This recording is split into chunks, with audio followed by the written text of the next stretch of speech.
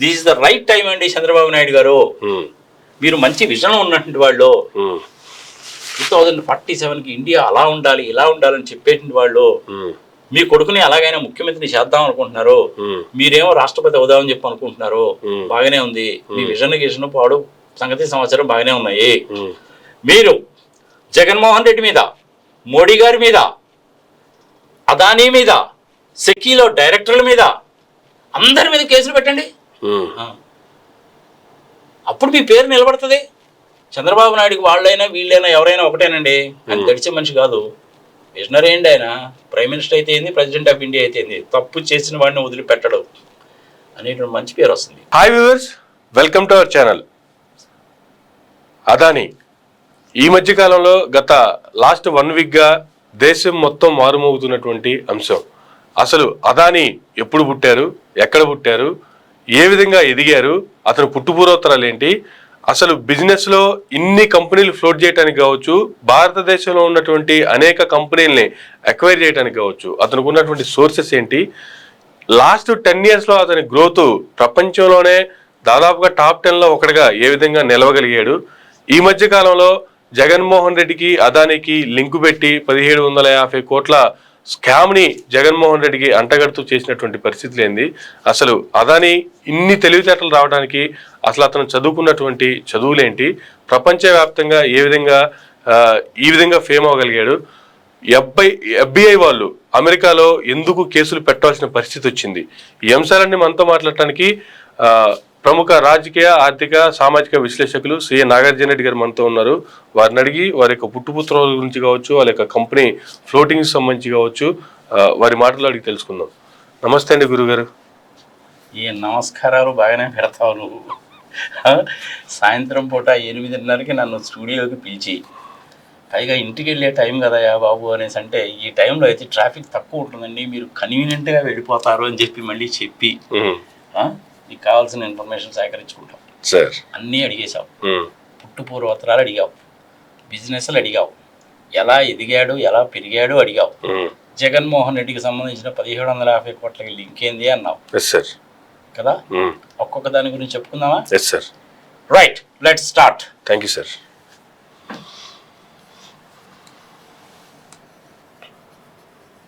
అదానీ గుర్తుపెట్టుకోవాలి సార్. ఆయన corporate head quarters పైన కూడాను జనరల్గా మనము ఏ అనేటువంటిది క్యాపిటల్లో రాయాలి కదా. అదానీ కంపెనీకి సంబంధించిన దాంట్లో అన్నీ కూడాను స్మాల్ లెటర్సే ఉంటాయి. ఓకే, ఏంది సీక్రెట్ ఏమైనా ఉందా దానికి? డిజైన్ చేసుకుంటారు, మనం చేయగలిగిందంటే ఏం లేదు. ఓకే, ఒక్కొక్కటి ఒక్కొక్క స్టైల్ ఉంటుంది. ఇప్పుడు సపోజ్ లార్సన్ టైప్లో ఉందనుకో, ఎల్ఎన్టీ అని ఉంటుంది, చూడు నా సున్నా జుట్టు ఉంటుంది. టాటాస్ ఉన్నారనుకోండి, నిన్న మొదటి వాళ్ళకి ఎంబ్లం లేదు, ఒక 10 సంవత్సరాల కిందనే వాళ్ళకి ఒక లోగో ఉన్నో అది వచ్చింది. అంటే ఎవరి ఎంబ్లం ఎలా ఉన్నా సరే స్టార్టింగ్ అనేది క్యాపిటల్ లెటర్ ఉంటుంది నార్మల్గా జనరల్గా ఏది చూసినా అలాగే కనిపిస్తుంది. కానీ ఇది క్యాపిటల్ స్టార్టింగ్ లెటర్ కూడా స్మాల్ లెటర్ కనిపించడానికి గల కారణాలు ఏమైనా స్పెసిఫిక్గా ఉన్నాయా? లేదు వాళ్ళకి అలా నచ్చింది కాబట్టి, డిజైన్ బాగుంది కాబట్టి? అదానీ గారి వ్యవహారం అంతా కూడాను మామూలు బిజినెస్ మ్యాన్ల వ్యవహారం లాగా ఉండదు, అంతా రివర్స్లో ఉంటుంది వ్యవహారం. ఓకే, అందుకని ఆయన అక్కడ కూడా ఏ స్మాల్ లెటర్ పెట్టుకున్నాడు. Okay, right. ఆయన పుట్టుపూర్వోత్తరాలు ఏంటి అని అడిగావు కదా సార్. చాలా మంది టీవీ ఛానల్స్లో ఈ కేసును గురించి మాట్లాడుతున్నారు. అదిగో వాళ్ళు పెట్టారు, వీళ్ళు పెట్టారు, సంగతి సమాచారం పారాగ్రాఫ్ నెంబర్ 44, 45 సంగతి సమాచారం చెప్పారు. కానీ అది పుట్టుపూర్వోత్తరాల గురించి ఎవరు చెప్పలేదు. బట్ నార్మల్గా మన యాటిట్యూడ్ ఏంటంటే బిగినింగ్ నుంచి మొదలుపెట్టి చెప్తాం కదా. సో ఈ అదానీ అనేటువంటి వ్యక్తి ఎప్పుడు పుట్టాడు అంటే, నాకు గుర్తున్నంత వరకు 24 జూన్ 1962లో జీజేలో పుట్టాడు. GJ stands for Gujarat. గుజరాత్లో పుట్టాడు. ఓకే, పెద్దగా చదువుకున్నటువంటి వ్యక్తి కాదు.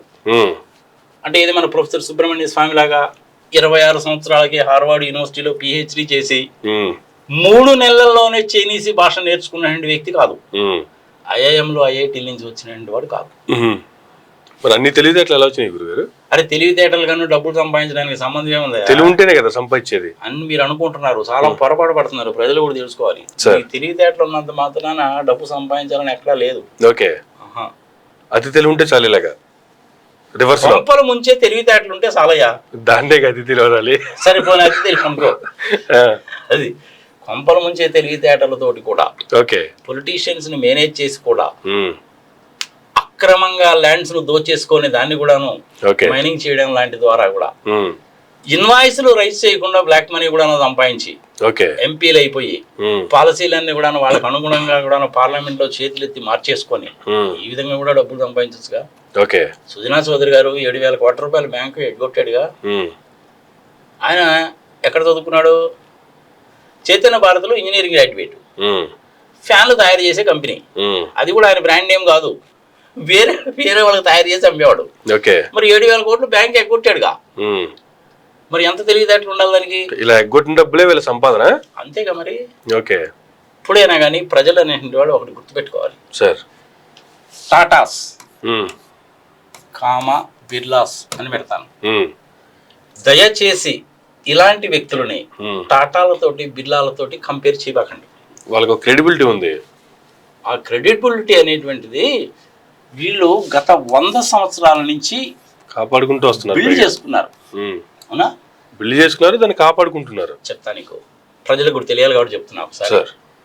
టాటాస్ అనేటువంటి వాళ్ళు ఇండియాలోకి వచ్చిన తర్వాత భారతదేశంలో మిషన్లు తయారు చేయాలన్నా, రైల్వేలు కావాలన్నా, ట్రక్కులు కావాలన్నా, బస్సులు కావాలన్నా first iron and steel factory ఉండాలి అని జంషెడ్పూర్లో స్టీల్ ఫ్యాక్టరీ పెట్టారు, టాటా స్టీల్స్.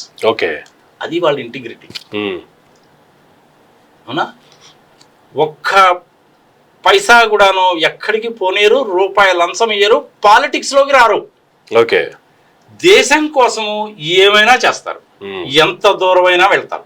మన మధ్యన చనిపోయిన రతన్ టాటా గారు ఉన్నారు, 6 లక్షల కోట్ల రూపాయల వర్త. ఆయన అంబానీస్ లాగాను అదానీస్ లాగా సంపాదించినోడు కాదు. ఒక్క కేసు లేదు కదా. అవసరమైతే ఈ కరోనా పీరియడ్ని ఎదుర్కోవడానికి, నా దేశ ప్రజలని రక్షించుకోవడానికి నా 6 లక్షల కోట్లు కూడా ఇచ్చేస్తా అన్నాడు ఆయన. అలాంటి వ్యక్తులు వాళ్ళు. బిర్లాస్ కూడా, ఘనశ్యామ్ దాస్ బిర్లా సైకిల్ తొక్కుకుంటూ వెస్ట్ బెంగాల్లో జనపనారని సైకిల్ వెనక సైకిల్ ముందు పెట్టుకొని అదే జనపనారని తీసుకొచ్చి మిల్లుల వాళ్ళకి అమ్మి ఆ రోజుల్లో డబ్బులు సంపాదించి దాని తర్వాత ఈ లెవెల్కి వచ్చాడు. ఇప్పుడు బిర్లాస్కి సంబంధించిన కంపెనీలు అన్ని కూడా ఎవరు మెయింటైన్ చేస్తారు అనేసి అంటే Aditya Kumar Birla. You know what his qualification? He is a chartered accountant. Institute లో gold medalist. I met him in connection with Andhra Cements. Of course, ఇప్పుడు సాగర్ సిమెంట్స్ అయింది అనుకోండి. అది ఆ సాగర్ సిమెంట్స్ కూడాను ఈ అదానీ గారు ఏం చేస్తారని తర్వాత పోతాం. వాళ్ళు ఇంటిగ్రిటీ ఉన్నవాళ్ళు, దేశం కోసము, ఎంప్లాయీస్ కోసము, వాళ్ళని నమ్మి షేర్లు రూపంలో డబ్బులు పెట్టినటువంటి వాళ్ళకి ఏది చేయడానికైనా, ఎంత దూరం వెళ్ళడానికైనా సరే వెళ్తారు. కానీ చట్టాలను ఉల్లంఘించడం, తప్పుడు లెక్కలు రాయడము, ఇట్లాంటి పనులు ఏవి కూడా చేయరు. నేనేమంటానంటే దయచేసి టాటాస్ ని బిర్లాస్ ని ఇలాంటి వాళ్ళతోటి కంపేర్ చేయడం అనేటువంటిది బుద్ధి తక్కువ పని. అసలు ఆయన గురించి చెప్పేటప్పుడు వీళ్ళ పేరు రాకూడదు, వీళ్ళ గురించి చెప్పేటప్పుడు ఆయన పేరు రాకూడదు. ప్రజలకు తెలియాలి కాబట్టి చెప్తున్నా. అలాంటి వాళ్ళ గురించి చెప్తానే కదా వీళ్ళంతా ఇదని తెలిసేది. So this is about Tatas and Birlas. Brand image అంతే, పర్ఫెక్ట్ గా ఉంటారు. సరిపోయిన దీన్ని. ఇప్పుడు అదానీ గారికి గనక వస్తే, ఈయన ఫస్ట్ లో ఏం చేశాడు అంటే diamond cutting and polishing. Gujarat బాగా ఫేమస్ కదా డైమండ్ కట్టింగ్ అండ్ పాలిషింగ్ లో. అందులో ఒక వర్కర్ గా జాయిన్ అయ్యాడు. తర్వాత బయటకు వచ్చాడు. బయటకు వచ్చి చిన్న బిజినెస్ స్టార్ట్ చేసుకున్నాడు. ఈయన చిన్న బిజినెస్ స్టార్ట్ చేసినప్పుడు మోడీ గారు గుజరాత్కి ముఖ్యమంత్రిగా ఉన్నాడు. అప్పటి నుంచి వీళ్ళిద్దరు కలిసి జర్నీ చేస్తున్నారు. 2014లో మోడీ గారు ప్రైమ్ మినిస్టర్గా ప్రమాణ స్వీకారం చేయడానికి అదానీ గారు అరేంజ్ చేసినటువంటి ఫ్లైట్ లోనే ఢిల్లీ వచ్చాడు ఆయన.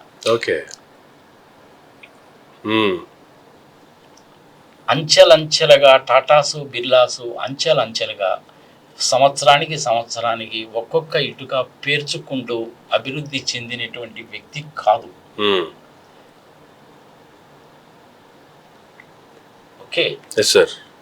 మరి ఇతనికి ఉన్నటువంటి కంపెనీస్ ఏంటి తెలియాలిగా. Adani energy, Adani green power, okay, అట్నే అదాని ఎంటర్ప్రైజెస్, ఇప్పుడు కొత్తగా వస్తున్నటువంటిది Adani cement, okay, Adani airports, Adani shipping ports, okay, Adani power, ఇలా చాలా కంపెనీస్ ఉన్నాయి. అన్ని డబ్బులు ఏ విధంగా కొల్లగొట్టొచ్చు అనే కంపెనీలే.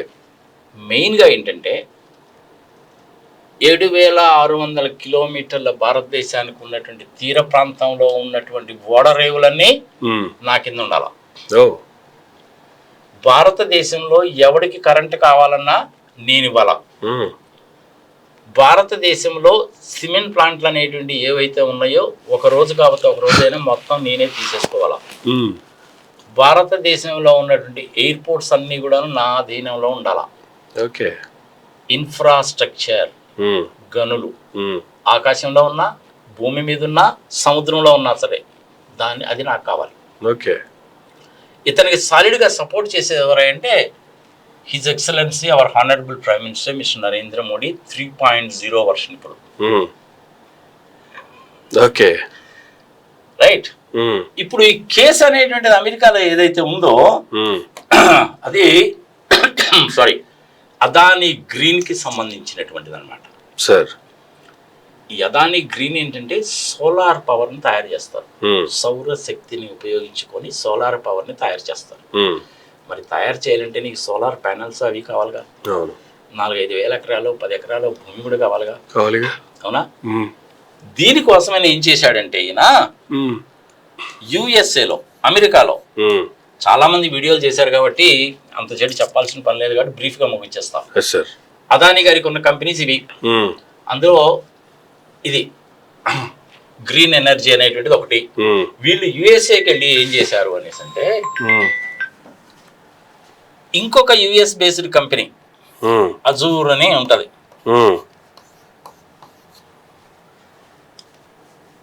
ఈ అజూర్ అనేటువంటిది న్యూయార్క్ స్టాక్ ఎక్స్చేంజ్ లో లిస్టెడ్ కంపెనీ అన్నమాట.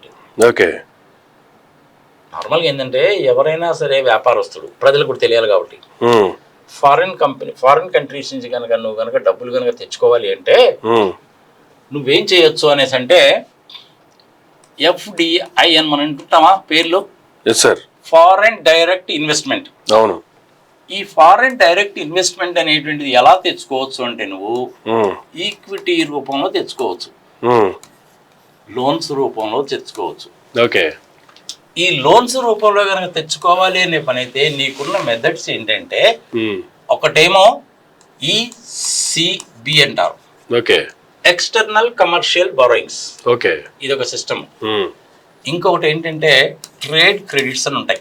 ఓకే, ఈ ఎక్స్టర్నల్ కమర్షియల్ బారోయింగ్స్ అంటే ఎలాంటి కంపెనీస్ ఎవరి దగ్గర నుంచి ఏ కండిషన్స్ తోటి ఎన్ని వేల కోట్ల రూపాయలు అప్పు తెచ్చుకోవచ్చు అనేది ECB.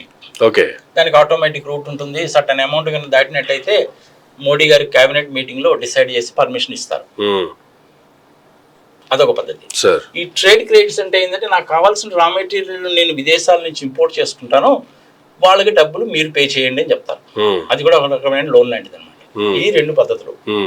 ఈ 2 పద్ధతులు కాకుండా ఈక్విటీ షేర్ క్యాపిటల్ రూపంలో కాకుండా ఇతను ఏం చేశాడంటే యుఎస్ఏలో లోన్ తీసుకున్నాడు.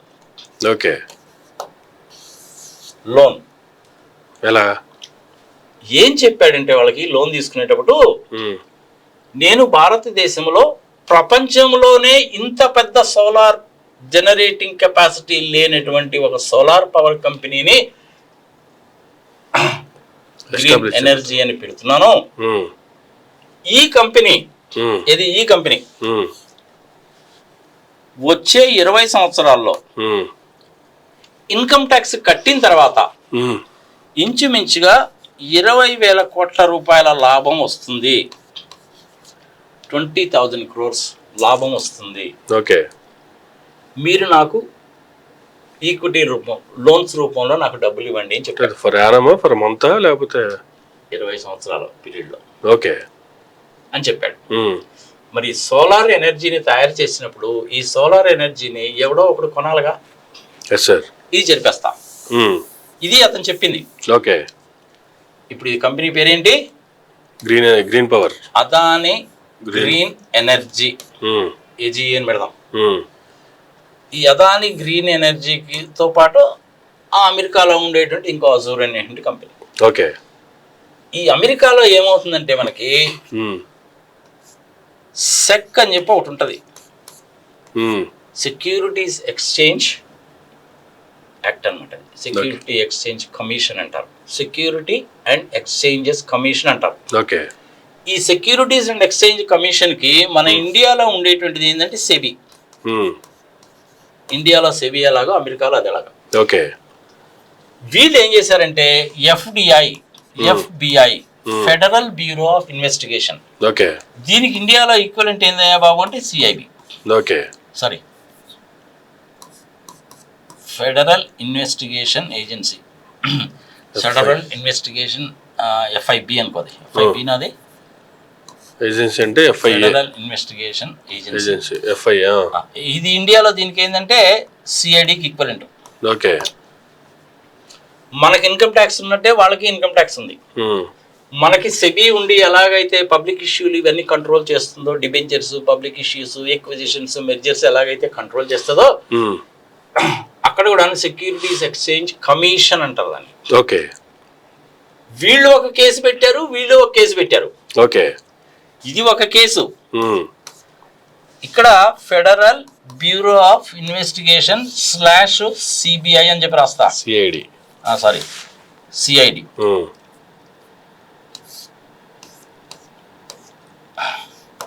Yes sir. సిఐడి అని కాదు, మనం యాక్టివ్గా చెప్పాలని సిబిఐ అనే అనాలి. ఓకే. సిబిఐ అని రాస్తా. ఇదేమో ఫెడరల్ ఇన్వెస్టిగేషన్ ఏజెన్సీ, ఇంకొకటేమో సిబిఐ కేసులు అంటారు కదా, సిబిఐ. ఇదే విధంగా అమెరికాలో కూడా ఇన్కమ్ ట్యాక్స్ డిపార్ట్మెంట్ ఉంది. ఇక్కడ ఐటీ అని రాస్తా, 2 చోట్ల ఉంటది కాబట్టి. మనకి ఎన్ఫోర్స్మెంట్ డైరెక్టరేట్ ఉంది, అక్కడ ఉందా లేదా అన్న సంగతి నాకు తెలియదు. ఇక్కడ మన సిబిఐ వాళ్ళు ఏ పని చేస్తారు, వాళ్ళు అదే పని చేస్తారు. వీళ్ళు ఏం చేశారంటే అదాని మీద ఈ సెక్యూరిటీ ఎక్స్చేంజెస్ కమిషన్ వాళ్ళు కేసు పెట్టారు. నువ్వు మాకు ఏం చెప్పావు, ఈ డబ్బులతోటి ఇండియాలో కంపెనీ పెడుతున్నాను, ఈ కంపెనీ ద్వారా సోలార్ పవర్ నేను జనరేట్ చేస్తాను, ఆ సోలార్ పవర్ని స్టేట్ గవర్నమెంట్స్ కొనుక్కుంటాయి, నాకు బ్రహ్మాండంగా డబ్బులు వస్తాయి, ఆ డబ్బులు అనేటువంటిది నేను మీకు మళ్ళీ తిరిగి తీసుకున్న లోన్ రూపంలో పే చేసేస్తాను అని చెప్పాడు. వాళ్ళు నమ్మి అప్రూవల్ ఇచ్చారు. కానీ అక్కడేం అమెరికాలో ఇంకో కంపెనీ ఉంది, అజూర్ అని చెప్పి ఒక కంపెనీ ఉంది. ఆ company that is American listed company అనమాట. ఆ కంపెనీ ఏంటి, ఈ అదాని గ్రీన్ కి సబ్సిడరీ కంపెనీ. దాని ద్వారా తీసుకున్నారు అన్నీ కూడా చెప్పారు. ఈ జనాలు డబ్బులు ఇన్వెస్ట్ చేశారు. ఆ ఇన్వెస్ట్ చేసినటువంటి వాళ్ళల్లో కెనడా దేశానికి సంబంధించిన మన ఫండ్స్ ఉంటాయి కదా, ఆ దేశానికి సంబంధించిన ప్రావిడెంట్ ఫండ్స్ ఉంటాయి కదా, అలాంటి ప్రావిడెంట్ ఫండ్స్ కూడా ఈ కంపెనీలో తీసుకొచ్చి ఇన్వెస్ట్ చేశారు. 8 మంది మీద కేసులు పెట్టారు. 2 కేసులు, ఇదొక కేసు, ఇదొక కేసు, వీళ్ళిద్దరు ఇండిపెండెంట్ గా పెట్టారు. ఇది చివరికి ఎంత దూరం వెళ్ళింది అనేసి అంటే అరెస్ట్ వరకు వెళ్ళింది. యాక్చువల్ గా దీనికి సంబంధించిన డెసిషన్ అనేటువంటిది అక్టోబర్లోనే తీసుకున్నారు. కానీ మనకి న్యూస్ వచ్చింది ఎప్పుడు, నవంబర్లో వచ్చింది. వాళ్ళు దీన్ని చేయడానికి కోసం అని చెప్పి ఈ ఫెడరల్ ఇన్వెస్టిగేషన్ ఏజెన్సీ వాళ్ళు, ఎస్ఈసి వాళ్ళు ఇద్దరు కూడాను కలిసి ఇండిపెండెంట్ గా కేసులు పెట్టారు. ఇది గుర్తుపెట్టుకోవాలి. 2018 నుంచి 2024 వరకు థరోగా ఎంక్వైరీ చేసి, డాక్యుమెంట్స్ చూసి, ఫోన్లకు సంబంధించిన ఇన్ఫర్మేషన్ చూసి, మెయిల్స్ చూసి, వాట్సాప్ మెసేజ్లు చూసి పక్కాగా ఇన్ఫర్మేషన్ గ్యాదర్ చేసి కేసు పెట్టారు. ఆ కేసు అంతిమంగా ఏంటంటే అతన్ని అరెస్ట్ చేయాలి అని. కానీ ఇతను ఇండియన్ సిటిజన్. అమెరికా వాళ్ళేమో అరెస్ట్ చేయాలంటారు, దేశాల మధ్యలో కనుక అగ్రిమెంట్స్ అనేటువంటిది ఉంటాయన్నమాట. రిపాట్రియేషన్ అగ్రిమెంట్స్ అని, ఎక్స్టార్షన్స్కి సంబంధించిన వాటిలో అగ్రిమెంట్స్ ఏంటంటే మన ఇండియన్ సిటిజన్ కనుక అమెరికా వాళ్ళు కనుక అరెస్ట్ కనుక చేయాలంటే ఇండియన్ గవర్నమెంట్ ఒప్పుకోవాలి. ఓకే. ఇప్పుడు మన విజయ్ మాలయ్య ఉన్నాడు, ఆయన వెళ్ళి లండన్లో కూర్చున్నాడు, అవును, మేము పంపించమండి మీ దేశానికి అంటారు వాళ్ళు. సరే, ఇంక నీరవ్ మోడీ వీళ్ళందరూ అసలు ప్రపంచంలో ఏడున్నారో కూడా తెలియదు. అవన్నీ ఒక రకమైన కేసులు. ఇతను ఎలాంటి వాడంటే వాళ్ళందరినీ మించిపోయినటువంటి వాడు. ఓకే. ఇప్పుడు అది అతనికి అరెస్ట్ వారెంట్ ఇచ్చారు. ఇది ఇతనికి సంబంధించిన వ్యవహారం. ఒక్కసారి నేను నీ ద్వారా ఏం చెప్తున్నానంటే సార్, ఒక్క నిమిషం, పి గురూస్ అనే ఒక ఛానల్ ఉంది. ఇది శ్రీ IYER అయ్యర్ అంటారండి. ఈయన చాలా గొప్ప మనిషి, American citizen. P Gurus channel Subramanya Swamy లాంటి వాళ్ళతో రెగ్యులర్గా మాట్లాడుతూ ఉంటాడు. వీళ్ళకి విరాట్ హిందుస్థాన్ సంఘం అని చెప్పి ఒకటి ఉంది, విరాట్ హిందుస్థాన్ సంఘం అని. దాని ద్వారా ఇంగ్లీష్లో, హిందీలో, తమిళ్లో, బెంగాలీలో రకరకాల భాషల్లో డిబేట్స్ పెడుతుంటారు. ఓకే. ఆయన ఎంత డీటెయిల్గా చెప్పాడంటే కేసు పూర్వాపరాలు మొత్తం చెప్పాడు ఆయన. ఓకే. ఆ రిపోర్ట్ మొత్తం కూడాను 54 పేజీలు ఉంది. ఫర్ ఇన్ఫర్మేషన్ నేను కూడా ఓపిక చదివా. అందులో point number 31, point number 32, point number 36, point number 45, 46, 47 కొన్ని చాలా ఇంపార్టెంట్ పాయింట్స్ అయ్యి. ఓకే. వాళ్ళు ఛార్జెస్ ఏమి పెట్టారని. ఇప్పుడు మనం ఏమంటాం, మనం ఛార్జెస్ చేశారు FIR అంటారు కదా. ఈ అమెరికన్ కోర్టు వాళ్ళు ఏం చేశారంటే 5 పాయింట్స్ పెట్టారయ్యా. ఓకే. వాళ్ళు 5 పాయింట్స్ అంటే మనమేమో ఛార్జెస్ అంటాము, వాళ్ళు ఛార్జెస్ అనరు, దీన్ని వేరే టెర్మినాలజీ ఉంది. ఓకే. వాళ్ళు ప్రధానంగా ఈ 5 పాయింట్స్లో చెప్పింది ఏంటంటే ఇతను మా దేశంలో షేర్ హోల్డర్స్ని, ఇన్వెస్టర్స్ని మోసం చేశాడు. ఓకే. మా దేశానికి సంబంధించినటువంటి ఒక చట్టాన్ని, అంటే ఫారెన్ కరప్టివ్ ప్రాక్టీసెస్ యాక్ట్ అంటారు, అది కూడా రాద్దాం. ఫారెన్ కరప్టివ్ ప్రాక్టీసెస్ యాక్ట్ అంటారు దీన్ని. ఓకే. ఇది ఎప్పుడు వచ్చిందా బాబు అంటే 1970s వచ్చింది. ఈ 1970s ఈ యాక్ట్ రావడానికి కారణం ఏంటి తెలుసునా? అమెరికాలో కార్పొరేట్ ఫ్రాడ్స్ ఇట్లాంటివన్నీ చాలా జరుగుతున్నాయట. ఓకే. అందుకని వాళ్ళు ఈ చట్టాన్ని తీసుకొచ్చారు. ఈ చట్టానికి బేస్ మూలం ఏందిరా బాబు అంటే వాటర్లూ కేసు అని ఒకటి ఉంది. ఓకే. వాటర్లూ కేసు అంటారు. ఎవరైనా కావాలంటే వెతుక్కోండి వాటర్లూ కేసు ఏంది అనేది. ఆ వాటర్లూ కేసు అనేటువంటి దీనికి బేసిస్ అనమాట. ఓకే. అప్పుడు ఐ థింక్ నిక్సన్ ఎవరో ఉన్నారు అనుకుంటాను, ఐ థింక్ US ప్రెసిడెంట్గా ఉన్నారు. ఆయన ఉన్నప్పుడు ఇలాంటివి జరిగిందని పాపం ఆయన పదవి కూడా పోయిన తర్వాత. దాని తర్వాత ఈ చట్టాన్ని తీసుకొచ్చారు. ఈ చట్టం మెయిన్గా ఏంటంటే ఎవరన్నా విదేశస్తుడు అమెరికాలో షేర్ హోల్డర్స్ని చీట్ చేసినా, బ్యాంకుల దగ్గర డబ్బు తీసుకొని మోసం చేసినా వాళ్ళ మీద యాక్షన్ తీసుకునేది అనమాట. అందుకని దాని పేరు మొదలు కావడం అనేది ఫారెన్ కరప్టివ్ ప్రాక్టీసెస్ యాక్ట్ అంటుంది. మనకి ఇండియాలో కూడాను ఫిమా అని ఒక యాక్ట్ ఉంటుంది, ఫారెన్ ఎక్స్చేంజ్ మేనేజ్మెంట్ యాక్ట్ అని. ఈ ఫారెన్ ఎక్స్చేంజ్ మేనేజ్మెంట్ యాక్ట్ కిందనే ఈ ఈక్విటీస్ కానీ, ECBs కానీ ఇవన్నీ వస్తాయి. ఓకే. సో అమెరికాలో ఇది చట్టం, ఇండియాలో ఇది చట్టం. ఈ చట్టం కింద చేశారు. ఓకే. అందులో వాళ్ళు చెప్పినట్టు 5 పాయింట్స్లో ప్రధానమైనది ఏంటంటే మా దేశానికి సంబంధించిన ఇన్వెస్టర్స్ని నువ్వు మోసం చేశావు, చట్ట ఉల్లంఘన చేశావు, ఓకే, లంచాలు ఇచ్చావు అని. ఆ లంచాలు ఎంత? $265 మిలియన్. అంటే this is equivalent approximately 2200 crores అవుతుంది అనుకో. ఆ యాక్ట్ ప్రకారం ఏంటంటే లంచాలు కూడా ఇవ్వకూడదు. ఓకే. నువ్వు లంచాలు ఇచ్చావు, మాకు అబద్ధాలు చెప్పావు, మా ఇన్వెస్టర్స్ని మోసం చేశావు, నువ్వు విదేశస్తుడివి, ఈ చట్టం కింద నేను మిమ్మల్ని అరెస్ట్ చేస్తున్నా. ఓకే. అది దాని సారాంశం. ఇందులో ఈ పి గురు ఛానల్లో ఈ శ్రీ అయ్యర్ అనే ఆయన 54 పేజీలని ఎలాగైతే చదివాడో నేను కూడా అలాగే చదివాను. కానీ అంత చేటుగా చెప్పాలంటే జనాలకి విసుగు పుడుతుంది కాబట్టి, వినరు కాబట్టి, ఏంద్రబాబు నీ సోది కట్టే కొట్టే తెచ్చాను 3 ముక్కలు చెప్పమంటారు కాబట్టి ఇది చెప్తున్నా. ఇది దీనికి సంబంధించింది. ఇతని నైజం ఎలా ఉంటుందంటే మొదటి నుంచి కూడాను ఇలాగే ఉంటుంది. ఓకే, ఇవన్నీ జరిపానా నిమిషం నేను తీస్తున్నాను.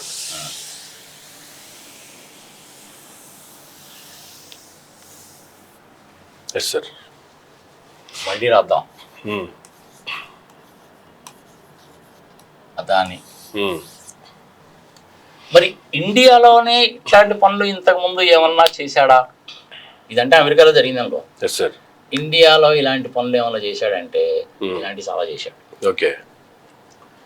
నీతి ఆయోగ్ వాళ్ళు, మినిస్ట్రీ ఆఫ్ ఫైనాన్స్ వాళ్ళు, మినిస్ట్రీ ఆఫ్ కామర్స్ వాళ్ళు ఒక డెసిషన్ తీసుకొని భారతదేశంలో ఏ వ్యక్తికి కూడాను 2 ఓడరేవులు కానీ 2 విమానాశ్రయాలు కానీ అంతకంటే ఎక్కువ కానీ ఇవ్వకూడదు, మ్యాక్సిమం 2 ఇవ్వాలి అని చెప్పి ఒక డెసిషన్ తీసుకుంటే ఓకే, ఆ డెసిషన్ తొంగలో తొక్కేసి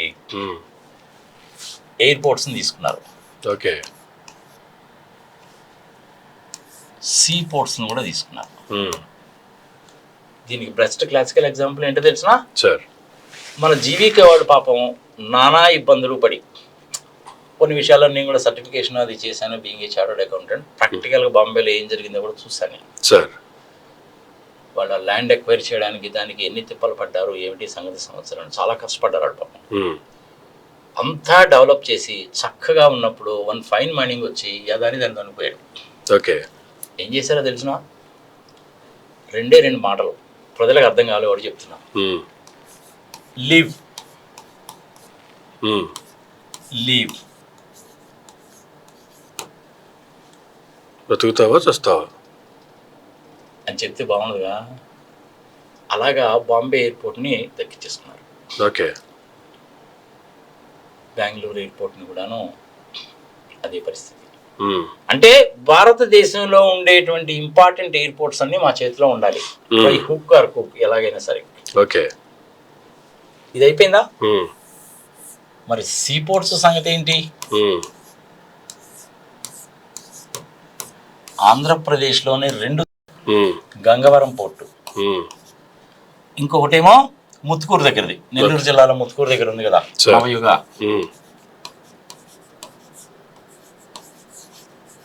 నవయుగ పోర్ట్. ఈ 2 కూడాను ఇదే పద్ధతిలో దక్కించుకున్నారు. ఓకే. ఈ గంగవరం పోర్ట్లో ఏంటంటే ఏపీ గవర్నమెంట్కి 10.2% ఎంతో స్టేక్ ఉంది. Okay. This is equal to approximately 600 crores. Okay. ఈ 600 crores వాల్యూ ఏంటి అనేసి అంటే 2000 ఎకరాల భూమి. ఓకే. ఇది వైజాగ్ స్టీల్ ప్లాంట్కి దగ్గరలోనే ఉంటుంది. ఎకరము నాట్ లెస్ దాన్ 10 crores ఉంటుంది. అంటే దీని వాల్యూ ఎంత? ఇంత. దీని వాల్యూ ఎంత అయింది? 2 lakhs crores. 2 లక్షల కోట్లు. ఇది ప్రభుత్వ ఆస్తి. నువ్వు నేను కట్టినటువంటి పన్నుల్లో నుంచి పక్కకి తీసి పెట్టి ఈ గంగవరం పోర్ట్లో ఇన్వెస్ట్ చేశారు. దాన్ని 600 కోట్లు కొట్టేశాడు. ఇది న్యాయమా ధర్మమా? ప్రజల విజ్ఞతకు వదిలేద్దాం. ఇది ఎప్పుడు జరిగింది? జగన్మోహన్ రెడ్డి హయాంలోనే జరిగింది. ఓకే. ఎంత ప్రెషర్ పెడితే ఆ పని చేస్తారు చెప్పు. అవునా? అదే విధంగా నవయుగ పోర్టు కూడా సేమ్ థింగ్. సరే, అఫ్ కోర్స్ ఈ నవయుగ పోర్ట్ అనేటువంటిది మన రామోజీరావు గారి రిలేషన్స్కి సంబంధించినటువంటిది. ఎప్పుడో బ్రిటిషర్స్ అప్పుడు డ్రెడ్జింగ్ చేశారు. నేను చిన్నపిల్లగా ఉన్నప్పుడు సైకిల్ దొక్కుంటూ ముత్తుకూరు నుంచి కనుక వెళ్తే మా చిన్నపిల్లలకి బిస్కెట్స్, బ్రిటానియా బిస్కెట్స్ ఆ రోజుల్లో, క్యాడ్బరీ చాక్లెట్లు ఇచ్చేవాళ్ళు. మేము కూడా తిన్నట్టు వాళ్ళమే. డ్రెడ్జింగ్ మిషన్లతో డ్రెడ్జింగ్ చేసేవాళ్ళు అనమాట. ఓకే. అది నవయుగ పోర్టు. ఈ నవయుగ పోర్ట్ ఏంటంటే అప్రాక్సిమేట్లీ 4000 acres ఉంటుంది, 3000 acres. ఓకే. ఈ పోర్టుకి చుట్టుపక్కల ఉప్పు కొట్టేళ్ళు ఉంటాయి. ఆ ఉప్పు కొట్టేళ్ళు అంటే సముద్రంలో నుంచి నీళ్లు వచ్చేస్తాయి కదా. నీళ్లు వచ్చేసినప్పుడు చిన్న చిన్న మడాల్లాగా కడతారు, సాల్ట్ తయారు చేస్తారు. తర్వాత సాల్ట్ తయారు చేస్తారు. అవన్నీ కూడా వీళ్ళ చేతుల్లోకి వెళ్ళిపోయినాయి. ఓకే. ఏం చెప్పారు అనుకున్న వాళ్ళు అప్పుడు? మేము ఇక్కడ SEZ పెడుతున్నాము, బొచ్చడని ఇండస్ట్రీస్ వస్తాయని చెప్పారు. ల్యాండ్స్ ఏమో తీసేసుకున్నారు, ఒక్క ఇండస్ట్రీ పెట్టలేదు. ఓకే. ఇది ఒక పాయింట్. ఇండియన్ రైల్వేస్ వాళ్ళు 800 కోట్ల రూపాయలు పెట్టి రైల్వే లైన్ వేశారు. ఇప్పుడు ఈ రైల్వే లైన్ కూడాను దీనికి వీళ్ళ కిందకి వచ్చింది. వీళ్ళ దగ్గర నుంచి ఆ 800 కోట్ల రూపాయల విలువ చేసే రైల్వే లైన్ కూడాను అదానికి వెళ్ళిపోయింది. ఓకే. గూడ్స్లు తప్ప ప్యాసింజర్ ట్రైన్లు తిప్పడానికి వీల్లేదన్నారు. ఓకే. కానీ ఆ లైన్ ఇప్పుడు లైన్ వేసినప్పుడు ఏం చేశారంటే గూడ్స్లు ప్యాసింజర్ ట్రైన్లు రెండు వెళ్ళడానికి సౌకర్యం ఉంది. అది అల్టిమేట్గా అది ఏమవుతుందంటే పోయి గూడూరు మెయిన్ లైన్ కలుస్తుంది. ఇది చెన్నై దగ్గర నుంచి కలకటా మెయిన్ లైన్ కలుస్తుంది. దాన్ని కూడాను చూపేశారు. ఓకే. సో ఆంధ్రప్రదేశ్కి తీరని అన్యాయం జరిగిందా లేదా? గంగమేరు ఎయిర్పోర్ట్ 2 లక్షల కోట్ల రూపాయల భూమిని 600 తీసేసుకున్నావా లేదా? నవయుగ వాళ్ళది కూడా అలాగే తీసేసుకున్నావుగా. అవునా? అయిపోయిందా ఇంతటితోటి? ఇది సీ పోర్ట్స్ అండ్ ఎయిర్పోర్ట్స్ కి సంబంధించినటువంటి వ్యవహారం. ఇది న్యాయమా ధర్మమా అనేది ప్రజల విజ్ఞతకు వదిలేద్దాం సార్. ఇప్పుడు ఇది ఏం చేశాడు, ఈ సోలార్ పవర్ కి సంబంధించినటువంటిది ₹2.54 పర్ యూనిట్. అంతకుముందు ఏంటంటే ఈ సోలార్ పవర్ అనేటువంటిది లేనప్పుడు ఎన్టీపీసీ నుంచి ఇంకో దగ్గర నుంచి కనుక పవర్ కనుక కొంటే మనకి ఇంచుమించుగా ₹5 పడేది. ₹5 అని రాస్తా. ఈ ₹5 పెట్టి మనకు అవసరమైనటువంటి విద్యుత్ శక్తిని కొనుక్కునేటువంటి రోజుల దగ్గర నుంచి ₹2.54 పర్ యూనిట్ సోలార్ పవర్ వస్తుంది కదా అని చెప్పి జగన్మోహన్ రెడ్డి గారి టైంలో ఐ థింక్ 2021లో అనుకుంటాను సైన్ చేశారు. ఈ అగ్రిమెంట్ సైన్ చేయడానికి ఒక 10 రోజుల ముందే అదానీ గారు వచ్చారు. మరి ఏం మాట్లాడుకున్నారో మనకైతే తెలియదు. ఇమ్మీడియట్గా క్యాబినెట్లో పెట్టారు, మీటింగ్లో డిసైడ్ చేసేసారు, అయిపోయింది, ఆయనకి ఇచ్చేశారు. ఎంత? 7 gigawatts. 7,000 అనుకుంటా, 7,000 గిగావాట్లు, 7,000 megawatts. దాన్ని 7 gigawatts అంటారు. ఓకే. ఈ ₹5 పెట్టి కొనడం బెటరా, ₹2.54 పెట్టి కొనడం బెటరా అంటే డెఫినెట్గా బెటరే, 100%. కానీ అప్పుడు యాక్చువల్గా ఈ సోలార్ పవర్ అనేటువంటిది మార్కెట్లో ₹1.99 కూడా దొరుకుతుంది. ఓకే. మధ్యప్రదేశ్ వాళ్ళు కూడాను సోలార్ పవర్ కొందాం అనుకున్నప్పుడు కొన్ని టెండర్ డాక్యుమెంట్స్ అది చూస్తే ₹60 కూడా ఆఫర్ చేశారు. ఓకే. వేరే కంపెనీస్. ఈ ₹99 మనకు మార్కెట్లో దొరుకుతుంటే జగన్మోహన్ రెడ్డి గారు ₹2.54 పెట్టి కొన్నాడు అని పయ్యావుల కేశవ్ గారు చేసినటువంటి గోల అంతా ఇంత కాదు. సరే, మంచి గోల చేసిన మాట వాస్తవమే. ఆయన దీనికోసం ఎంత దూరం వెళ్ళాడు అంటే అసెంబ్లీలో గోల చేశాడు, అసెంబ్లీలో చేశాడు. దాని తర్వాత ఆంధ్రప్రదేశ్ పవర్ రెగ్యులేటరీ అథారిటీ ఉంది, వాళ్ళ దగ్గర ఆర్గ్యుమెంట్ చేసి వాళ్ళ కేసు పెట్టాడు. ఏపీ హైకోర్టులో కూడా కేసు పెట్టారు. ఈ ఏపీ హైకోర్టులో పెట్టినటువంటిది పిల్లు పబ్లిక్ ఇంట్రెస్ట్ లిటిగేషన్ కింద కేసు పెట్టాడు. దీని మూలకంగా 72,000 కోట్లు క్రోర్స్ అని రాస్తా ఆంధ్రప్రదేశ్కి నష్టము అని చెప్పి ఆయన వాదించాడు. మంచిదే కదా. మరి అప్పుడు ఆయన ఎక్కడున్నాడు? అపోజిషన్లో ఉన్నాడు. పబ్లిక్ అకౌంట్స్ కమిటీకి చైర్మన్. అవునా? అంత చేటు వాదించావు కదా. మరి ఇప్పుడు ఇదే పయ్యావుల కేశవ్ గారు నోరెత్తి మాట్లాడే పొద్దున్న లేచింది వాళ్ళు 1,750 crores అనేటువంటిది జగన్మోహన్ రెడ్డి లంచాలు తీసుకున్నాడు, ఎక్కువ రేటు పెట్టి కొన్నాడని చెప్పి ఇంత చేటు గొడవ చేస్తుంటే మన ఆంధ్రప్రదేశ్లో ఉన్న దిక్కుమాలిన టీవీ ఛానల్స్ దాని మీద డిబేట్లు పెడితే ఒక 2 వార్తాపత్రికలు కూడా దాని గురించే రాస్తుంటే మరి ఇప్పుడు పయ్యావుల కేసు ఎందుకు నోరెత్తి మాట్లాడు? 72,000 కోట్లు నష్టం అని చెప్పి నువ్వే కదా చెప్పావు. మరి ఇప్పుడు నువ్వు మాట్లాడమే దాని గురించి. పైగా పవర్లో ఉన్నావు, ఏం చేయాలి వీళ్ళు? జగన్మోహన్ రెడ్డి మీద ప్లస్ అదానీ గారి మీద ఇద్దరి మీద కూడాను కేసులు పెట్టాలా లేదా? తప్పనేది ఎవడు చేసినా తప్పేనబ్బా. అంతేగా. వాళ్ళు FBI వాళ్ళు కూడా రిపోర్ట్లో కూడా ఏం చేశారంటే యాస్టిక్ మార్క్ పెట్టి 1, 2, 3, 4, 5 అని ఇచ్చారు. అందులో ఆంధ్రప్రదేశ్ గవర్నమెంట్ ఉంది, ఏపీ, ఒరిస్సా ఉంది, తమిళనాడు ఉంది, ఛత్తీస్గఢ్ ఉంది, JNK ఉంది. ఇక్కడ పాలిటిక్స్ చూడు ఎట్లా ఉంటుందో. ఇక్కడ తెలుగుదేశం వాళ్ళు ఉన్నారు కాబట్టి జగన్మోహన్ రెడ్డి 1,750 crores డబ్బులు తీసేసుకున్నాడు, రేట్ ఎక్కువ పెట్టుకున్నాడు, వామ్మో వయ్యో 72,000 కోట్లని గోల్ చేసావు, హైకోర్టులో పిల్లి కూడా వేసావు. మరి ఇప్పుడు ఎందుకు మాట్లాడలేదు నువ్వు? పొద్దున్న లేచిన వాళ్ళు జగన్మోహన్ రెడ్డి డబ్బులు తిన్నాడని మాట్లాడతావు కానీ అదానీ గారి గురించి ఎందుకు మాట్లాడవు? అవును, అదానీ డబ్బులు ఇస్తేనే కదా ఈయన తీసుకుంటాడు. జగన్మోహన్ రెడ్డి తీసుకున్నాడు అని అనుకుందాం. ఓకే, మరి ఇచ్చింది అదానీ కదా, మరి అదానీ గారి పేరు చెప్పాలిగా. అంతేగా. చంద్రబాబు నాయుడు ఇప్పటి వరకు నోరెత్తి ఎందుకు మాట్లాడలేదు? మాడు పైలిపోతుంది అదానీ పేరు కనుక ఎత్తితే. ఓకే, కేసు ఎంత దూరం పోతుందో తెలిసినా? ఏంటి నువ్వేందో అదానీ గురించి మాట్లాడుతున్నావు? 371 కోట్లు మర్చిపోయావా? ఎమ్మెల్సీని కొనడానికి కోసం అని చెప్పి 5 కోట్లు బేరం ఆడుకొని 50 లక్షలు ఇచ్చావు. నువ్వు కూడా మాట్లాడతావేంటి? నీ మీద ఎప్పటి నుంచో ఉందా ఆ కేసు? 6 కోట్ల రూపాయల కుంభకోణం, 35 సంవత్సరాల కిందది ఏలేరు స్కామ్. ఏంది నువ్వు మాట్లాడేది అంటారుగా. మాడు పైరిపోద్ది. ఇవన్నీ తీసి పక్కన పెట్టవా? నీకు 124 ఎట్టొచ్చినాయి, ఈవీఎంలు మేనేజ్ చేసావుగా అని అంటారుగా. అందుకని ఎక్కడ అదాని పేరు ఎత్తడు. ఇది న్యాయమా ధర్మమా? ప్రజల విజ్ఞతకు వదిలేద్దాం. ₹1.99 దొరుకుతున్నప్పుడు ₹2.54 పెట్టి కొనడం అనేటువంటిది డెఫినెట్ గా తప్పే. 1750 కోట్ల రూపాయలు అనేటువంటిది నీకు కరెక్ట్ గా ఫిగర్ ఎట్లా తెలుసు అనేసి అంటే, ఇందరగా చెప్పుకున్నాం మనం $265 మిలియన్ అని. ఇదంతా కూడా వీళ్ళందరికీ పోయింది. ఎవరెవరికి ఎంత పోయింది అనేటువంటిది క్లియర్ గా తెలియదు. కానీ మెజారిటీ ఆఫ్ ద అమౌంట్ అనేటువంటిది ఈయనకు వచ్చింది అనేటువంటిది అభియోగం. ఈ ఫిగర్ గురించి ఇంత చేడు పట్టించుకున్న ఈ దిక్కుమాలిన టీవీ ఛానల్స్ వాళ్ళు జగన్మోహన్ రెడ్డి మీద సిబిఐ కేసు పెట్టు, అరెస్ట్ వారెంట్ ఇష్యూ చేయి, కేసు పెట్టు, మళ్ళీ జైల్లో పెట్టి జగన్మోహన్ రెడ్డిని. అదానీని కూడా అదే పని చేయి, అప్పుడు నేను ఒప్పుకుంటా. అంతే కదా. ఎంతసేపు జగన్మోహన్ రెడ్డి మీద పడి ఎందుకు తెలుస్తావు? ఇది తప్ప కరెక్టా అనేటువంటిది ప్రజల విజ్ఞతకు వదిలేద్దాం.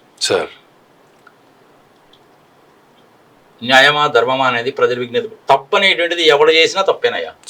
అది జగన్మోహన్ రెడ్డా, చంద్రబాబు నాయుడా, లేకపోతే చిన్నబాబా, పవన్ కళ్యాణ, మోడీ గారు అనేది కాదు. అసలు వీళ్ళు ఈ పవర్ అనేటువంటిది ఎవరి దగ్గర నుంచి కొన్నారు అది కూడా తెలియాలి కదా జనాలకి.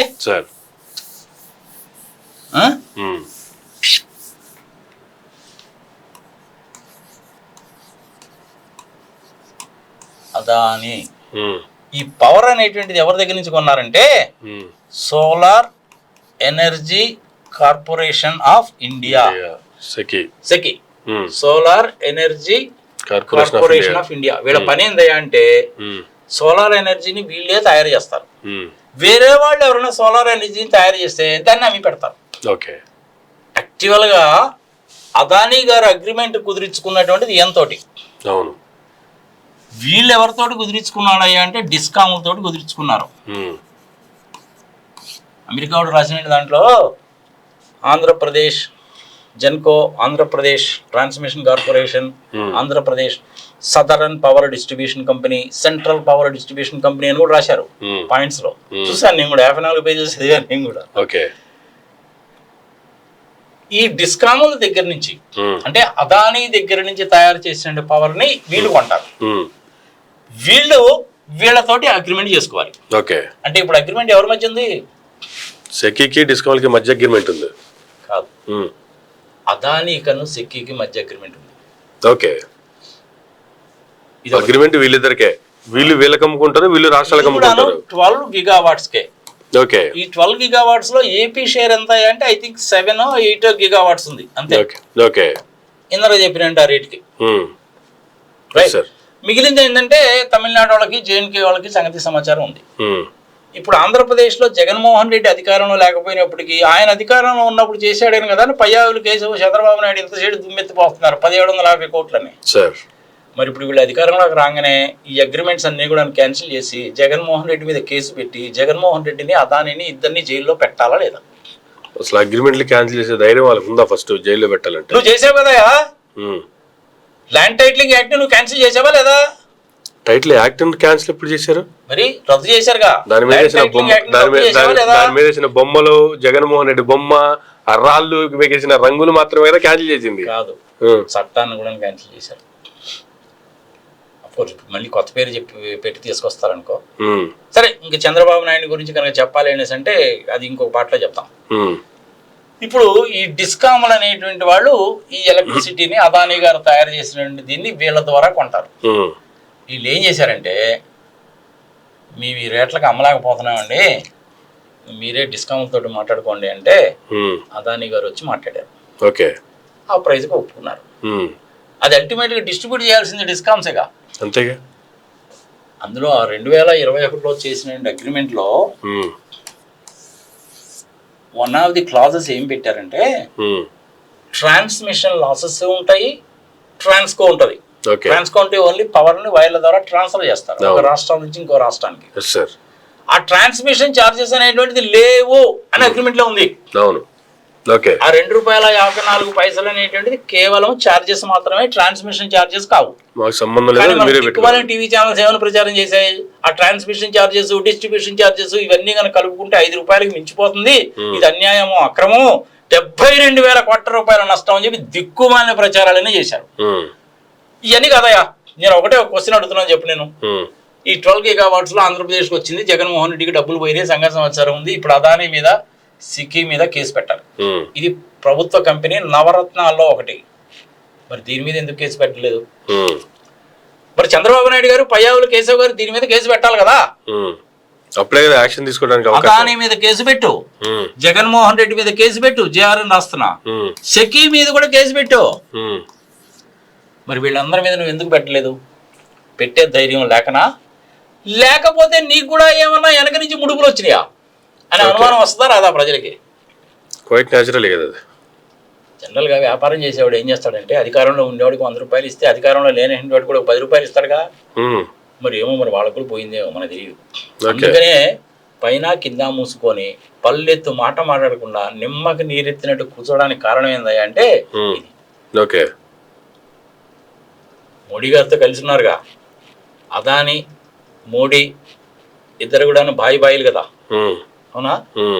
వీళ్ళు ఎన్డీఏలో పార్ట్నర్గా ఉన్నారుగా. ఇప్పుడు అదానీ మీద కేసు పెట్టేయడం ధైర్యం చంద్రబాబు నాయుడికి ఉందా? అదానీ మీద పెడితే ప్రధాని మీద పెట్టినట్టే కదా కేసు. మరి అంతేగా, మాడు పగిలిపోతుంది. ఇందులో చెప్పే కదా నేను, అవన్నీ బయటికి తీస్తారన్నమాట. ఇది అన్యాయం జరిగిపోయింది, అక్రమం జరిగింది ఎంత అడిగినా కానీ, మొన్న ఏదో ఐ థింక్ అసెంబ్లీలో అనుకుంటున్నా చాలా సుదీర్ఘమైన ప్రసంగం చేశాడు చంద్రబాబు నాయుడు. అందులో ఏంటంటే కర్ర విరగకూడదు, పాము తాగకూడదు అన్నట్టు చెప్పాడు. కానీ అదానీ అనేటువంటి పేరు ఎక్కడా లేదయ్యా. ఇప్పుడు నేను మీ టీవీ ద్వారా అడుగుతున్నా, జగన్మోహన్ రెడ్డి మీద కేసు పెట్టు, అదానీ మీద కూడా కేసు పెట్టు, సిబిఐకి కేసు హ్యాండ్ ఓవర్ చేయమని చెప్పి నువ్వే అసెంబ్లీలో తీర్మానం చెయ్యి, అప్పుడు నేను ఒప్పుకుంటాను. ఎవడు తప్పు చేసినా తప్పే. మరి చంద్రబాబు నాయుడు గారు ఎందుకు చేయలేదు? Payyavula case, public interest litigation case హైకోర్టులోనే పెట్టావు కదా నువ్వు. సెంట్రల్ ఎలక్షన్ కమిషన్ వాళ్ళ దగ్గర కూడా నానాగోళ చేసావుగా. మరి ఇప్పుడు ఎందుకు చేయవు? నువ్వేగా ఫైనాన్స్ మినిస్టర్. ఇప్పుడు 72,000 కోట్లు ఆ రోజు లెక్క చెప్పావు కదా. మరి 72,000 కోట్ల రూపాయల నష్టమే కదా రాష్ట్ర ప్రభుత్వానికి. దీన్ని జరగడానికి కారణం Adani plus SECI plus Jaganmohan Reddy plus discoms కదా. మరి వీళ్ళందరి మీద కేసులు పెట్టి నువ్వు వీళ్ళందరిని వదిలేసి ఓన్లీ జగన్మోహన్ రెడ్డి మాత్రం ఎందుకు టార్గెట్ చేస్తున్నట్టు? మరి అదే రాజకీయం అంటే. చంద్రబాబు నాయుడు గారు ఎక్కడ పల్లెత్తు మాట మాట్లాడలేదా అదానీ గురించి? అవును. అదే అదానీ గారు డేటా సెంటర్ పెడుతున్నారని చెప్పి మళ్ళీ చిన్నబాబు మళ్ళీ ఒక డబ్బా కొడతాడు. మరి ఇలాంటి వాళ్ళతో నువ్వు వ్యాపారం ఎట చేస్తున్నావు? దాదాపు 2018 నుంచి డేటా సెంటర్ పెడుతూనే ఉన్నాడు. వీళ్ళందరూ చెప్పే మాటలు ఇలాగే ఉంటాయి. ఇప్పుడు టాటాస్ ఉన్నారు, మీరు ఏదైనా చేస్తామంటే చేస్తారు.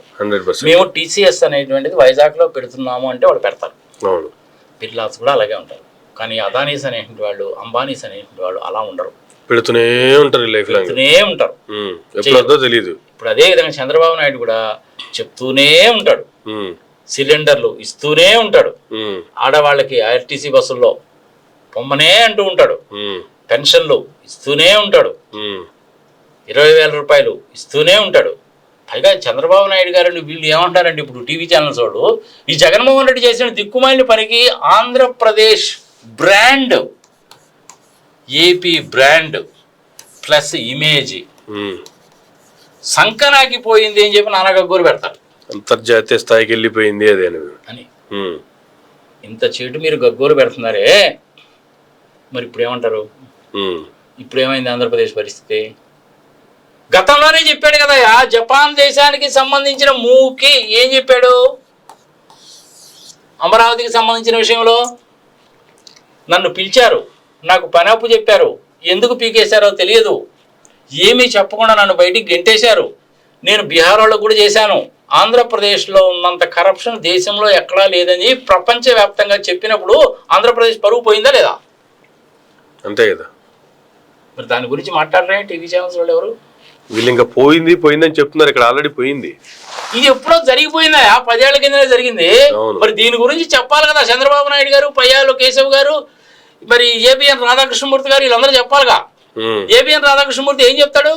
ఏబిఎన్ రాధాకృష్ణమూర్తి మీదనే AB-RK అని రాస్తా, ఈయన మీదనే 100 కోట్ల రూపాయల పరువు నష్టం దావా ఉందిగా. సుబ్రహ్మణ్య స్వామి గారు తిరుమల తిరుపతి దేవస్థానంలో శిలువ గుర్తు కనపడింది, మరియమ్మ గుర్తు కనపడింది అని చెప్పి అదే పనిగా పేపర్స్ లో రాసి నువ్వు తిరుమల తిరుపతి దేవస్థానాన్ని భ్రష్టు పట్టించావు. చంద్రబాబు నాయుడు పంది కొవ్వు గాడిద పెంట కలిపారని చెప్పి ఆయన భ్రష్టు పట్టించాడు. మరి అప్పుడు పోలేదా? ఇప్పుడు పోయింది ఎవరు? మరి ఏబిఎన్ రాధాకృష్ణమూర్తి మీద 100 కోట్ల రూపాయల పరువు నష్టం దావా ఇంతవరకు ఎందుకు తేలేదు? 2 days బ్యాక్ సుబ్రహ్మణ్యం గారు పిఏ గారితో మాట్లాడే ఈ విషయం ఏంటండి, మరి సుబ్రహ్మణ్యం గారే అన్నా దీనికి పిల్లికి ఏమైనా రెడీ అవుతున్నారనేసి అంటే he's carefully watching, most probably he may file a అన్నాడు.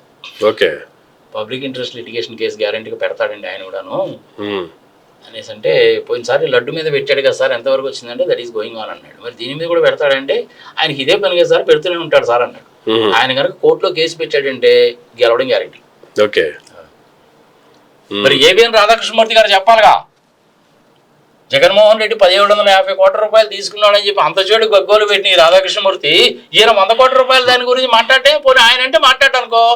రామోజీరావు గారు చనిపోయారు, బతికున్నప్పుడు మాట్లాడవచ్చు, TV5లో మాట్లాడవచ్చు, వంశీలో మాట్లాడవచ్చు, వీళ్ళెవరు ఎందుకు మాట్లాడలా? ఇది ప్రజల విజ్ఞతకు వదిలేస్తాం. అంటే నాకు ఇష్టమైనటువంటి వాడు ఏం పని చేసినా నేను ఊరుకుంటా, సపోర్ట్ చేస్తా. నాకు ఇష్టం లేనటువంటి వాడు మంచి పని చేసినా అమ్మ నా బూతులు తిడతా. ఇది నా నైజం. ఇది న్యాయమా ధర్మమా ప్రజల విజ్ఞతకు వదిలేస్తాం. అగ్రిమెంట్ అనేటువంటిది అదానికి సెక్కికి. ఇది గవర్నమెంట్ కంపెనీ, ఇది సెంట్రల్ గవర్నమెంట్ కంపెనీ కదా.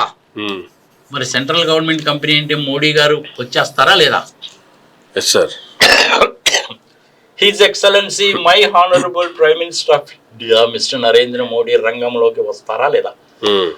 ఆయన కూడా దాని మీద పల్లెతో ఉమ్మడ మాట్లాడాల.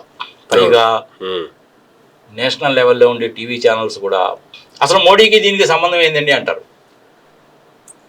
ఇక్కడ ఏపీ గవర్నమెంట్ వాళ్ళు సెక్యూతో అగ్రిమెంట్ చేసుకొని ట్రాన్స్మిషన్ ఛార్జెస్ కూడా లేవు అని క్లాజు రాసుకొని డిస్కాముల ద్వారా పవర్ తీసుకుంటే జగన్మోహన్ రెడ్డికి ఏం సంబంధం?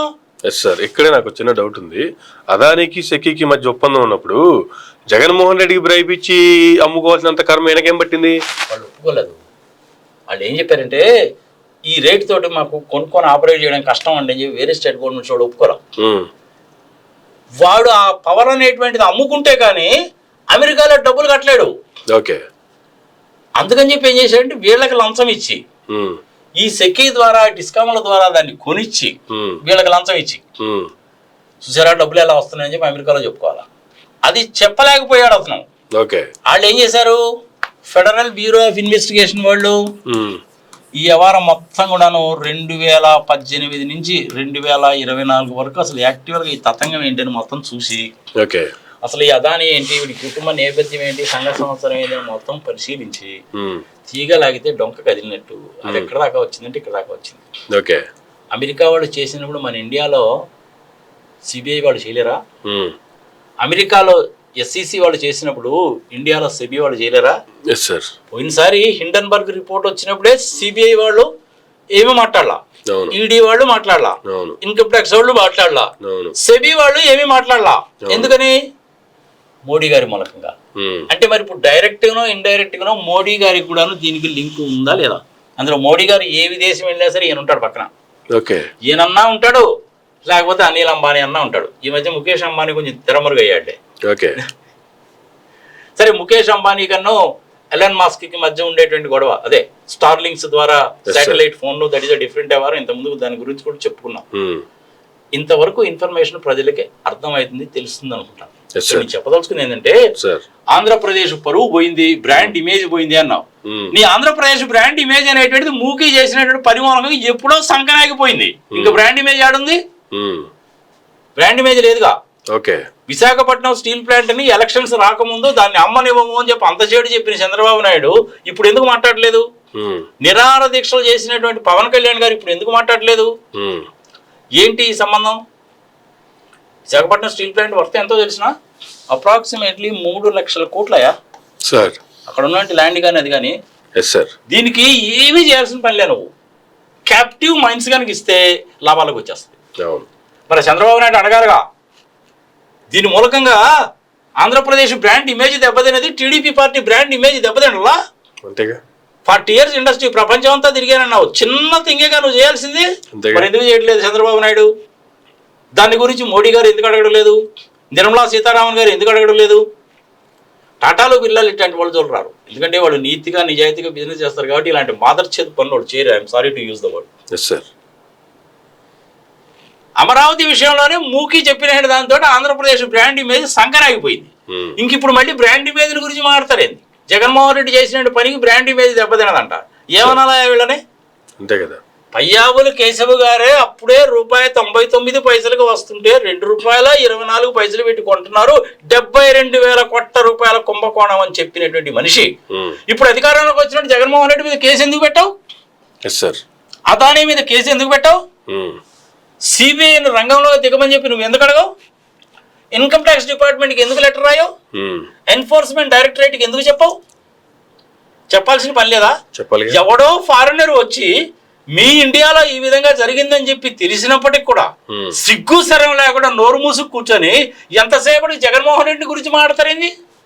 మరి పక్కన తమిళనాడు గురించి, జేఎండ్కేని గురించి, ఒడిశాని గురించి, ఛత్తీస్గఢ్ గురించి ఎందుకు మాట్లాడు?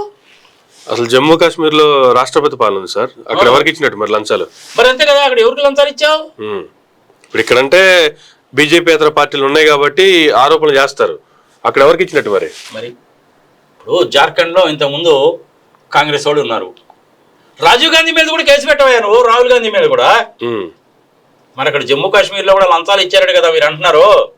2,200 కోట్ల రూపాయలు ఈ రాష్ట్రాలకన్నిటికీ పంపిణీ జరిగింది అంటున్నావు కదా, గవర్నర్ మీద కేసు పెట్టి మరి. ఏం చంద్రబాబు నాయుడు పద్యానికి ఉత్తరాలు రాస్తా ఉంటాడు, ఆ మాత్రం చేయలేడైంది. చీఫ్ మినిస్టర్ హోదాలో ఉన్నావు కదా నువ్వు, మోడీ గారికి అత్యంత క్లోజు, ఎన్డీఏలో పార్ట్నర్వి. రాయి నువ్వు ఒక లెటర్ మోడీ గారికి. ఎందుకు రాయడు?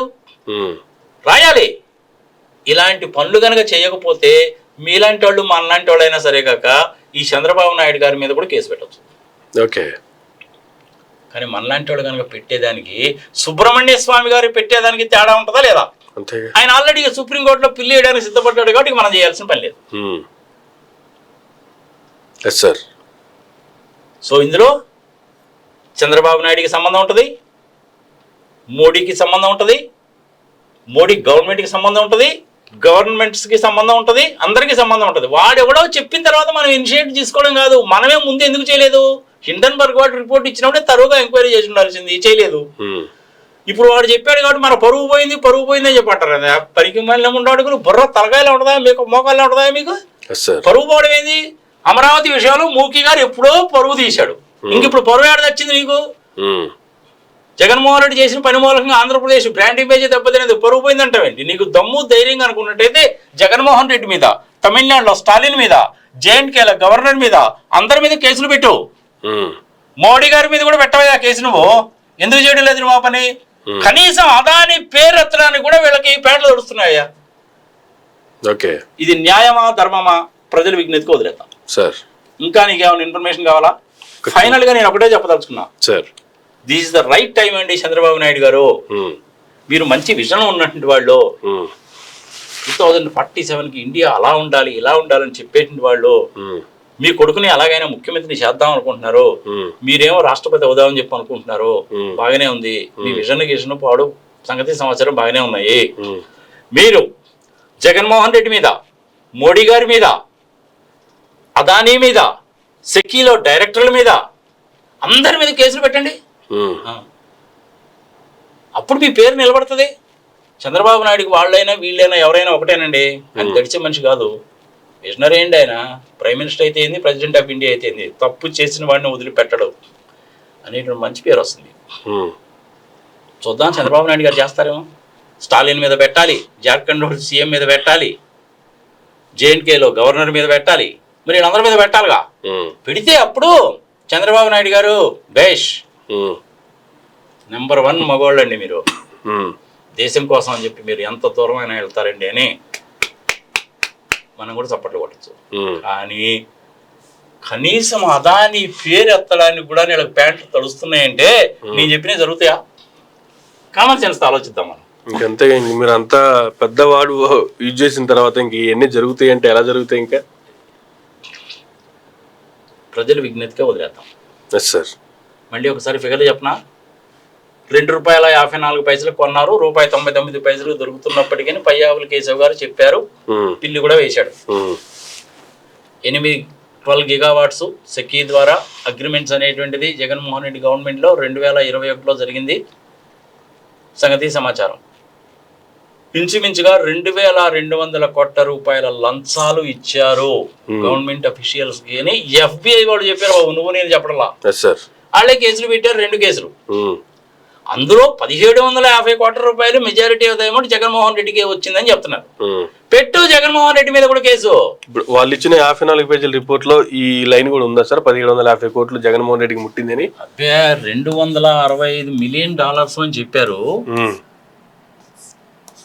$1 మిలియన్ అని చెప్పారు. అందులో ఈ రాష్ట్రాల పేర్లను, డిస్కాముల పేర్లు, ట్రాన్స్మిషన్ కార్పొరేషన్ వాళ్ళ పేర్లు చెప్పారు.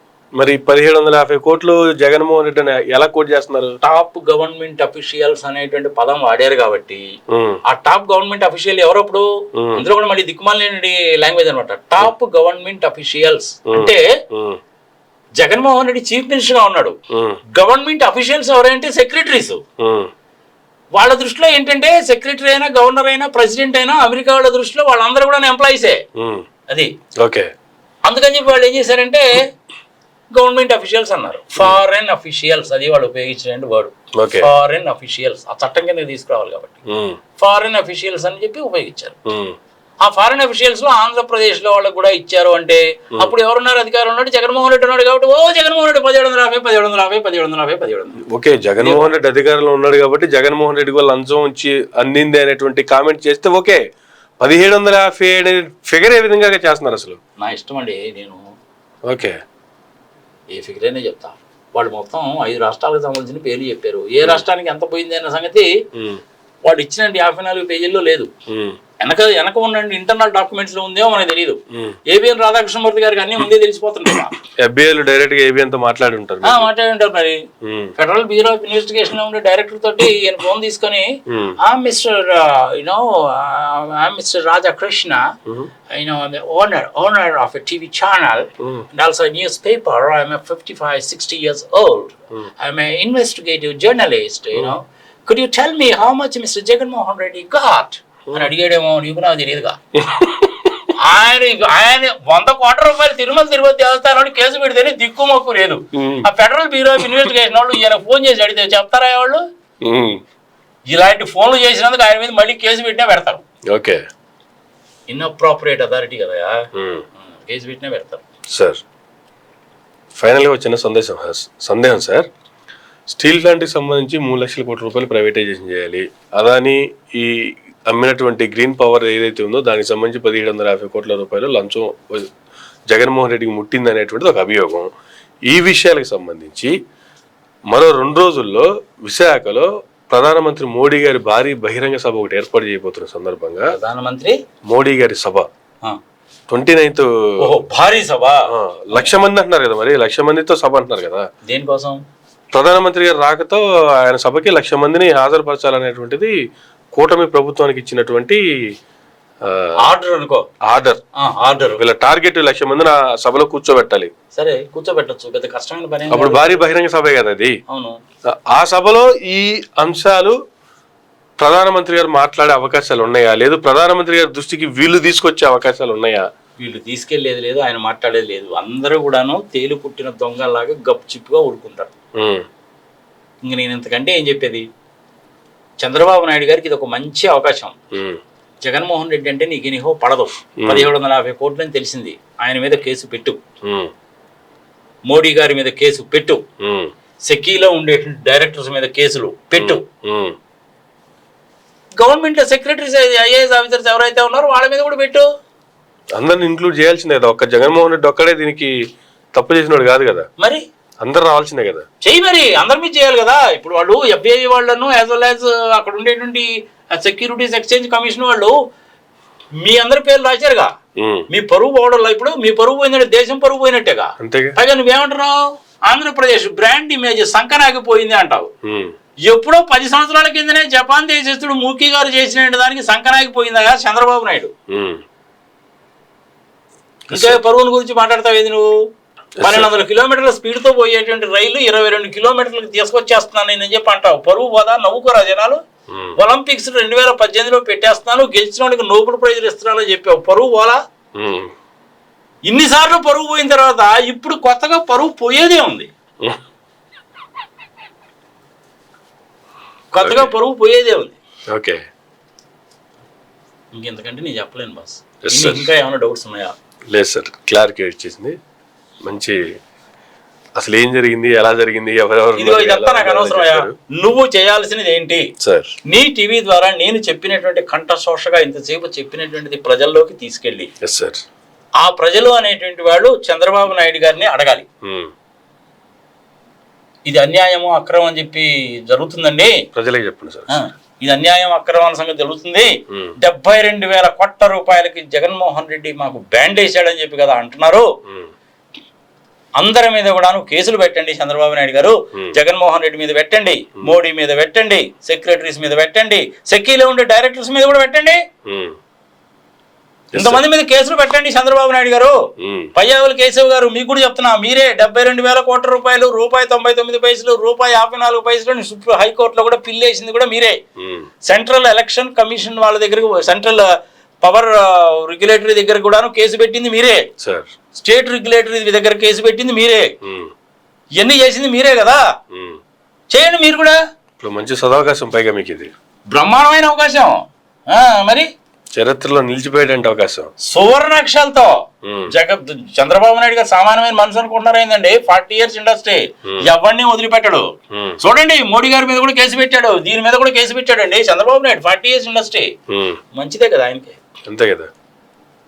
ఏంది గంగిరేజ్లో తలకాయ చూపుతావేంది, నవ్వుతావేందా నువ్వు? గంట సేపు అసెంబ్లీలో మీటింగ్ చెప్పినప్పుడు అదాని అనే పేరు తీసుకురావడానికి చంద్రబాబు నాయుడు ప్యాంటు తడిసింది. ఇంకా కేసులు ఆడ పెడతాడు ఆయన. నువ్వు భలే జోగులేస్తావా నువ్వు. Thank you sir, thank you very much అండి. చూద్దాం చంద్రబాబు నాయుడు గారికి వచ్చినటువంటి మంచి సదవకాశాన్ని వినియోగించుకుంటారా, లేదంటే ఆరోపణలకే పరిమితం చేస్తూ దీన్ని ఇలాగే నీరుగార్చే ప్రయత్నం చేస్తారా? మరి కొద్ది రోజుల్లో ఏం జరగబోతుందో తెలిసే అవకాశం కూడా లేకపోలేదు. సరే, ఫైనల్గా థ్యాంక్ యూ సార్. మంచి నా అభిప్రాయాలు ఏదో నేను చెప్పాను. Yes sir. ప్రజలకి విద్యుత్ శక్తి అనేటువంటిది తక్కువ రేట్లో వస్తే మంచిదే. దేశం పరువు పోకూడదు, అది కూడా మంచిది. కానీ తప్పు అనేటువంటిది ఎవడు చేసినా తప్పే. అది జగన్మోహన్ రెడ్డి చేసినా, మోడీ గారు చేసినా, సెక్కీలో డైరెక్టర్లు చేసినా, ఎవడు చేసినా తప్పే. ఎవడో అమెరికాలో ఉండేటువంటి వాడు ఇన్వెస్టిగేషన్ సందర్భంగా 54 పేజీల రిపోర్ట్లోనే ఇది చెప్పినప్పుడు వాళ్ళకి అవకాశం ఎందుకు ఇవ్వాలా? అంతేగా, అదేదో మనమే తెలుసుకుంటే పోతిగా. మరి వేరే వాడికి అవకాశం కనుక ఇచ్చామంటే ఏమో తెలుస్తుంది తెలుసా? ఇంతకుముందు కూడా చాలాసార్లు చెప్పాను నేను, మీ యంగ్స్టర్స్కి చాలా నష్టం. దేశాన్ని ముక్కలుగా చేసి తలా ఒక ముక్క కనుక తీసుకున్నారు అంటే, ఇదిగో ఈ రాజకీయ నాయకులు చేసే మాదర్ చేతి పనుల మూలకంగా, దిక్కుమాలిన పనుల మూలకంగా మీ ఫ్యూచర్ జనరేషన్ సంకనాగిపోతారా?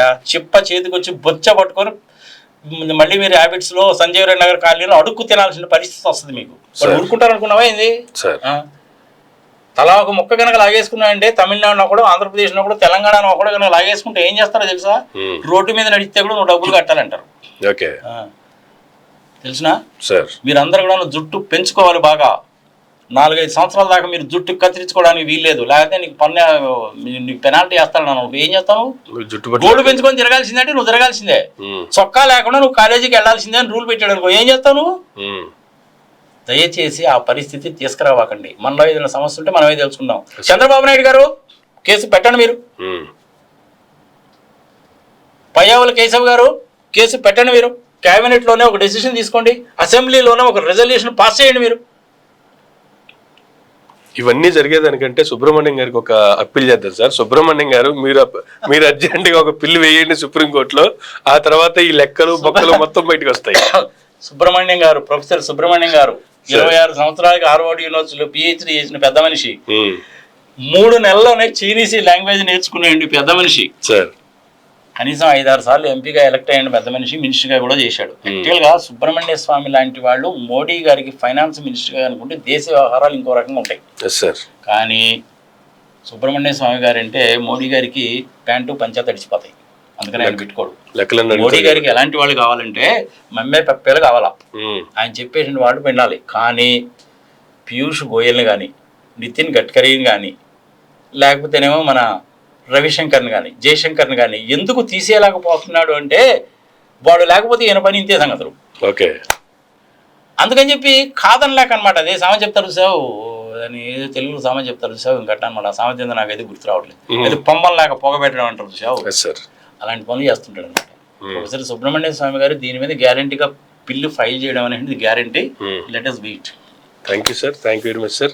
ఇదండి అదానీ వర్సెస్ జగన్మోహన్ రెడ్డి ఇష్యూలో నడుస్తున్నటువంటి అంశానికి సంబంధించి చాలా కూలంకషంగా నాగార్జున రెడ్డి గారు ఇచ్చినటువంటి వివరణ. ఇది నాటి ఇంటర్వ్యూ. మరొక ఇంటర్వ్యూలో మళ్ళీ కలుద్దాం. చూస్తున్నానండి మైరా మీడియా.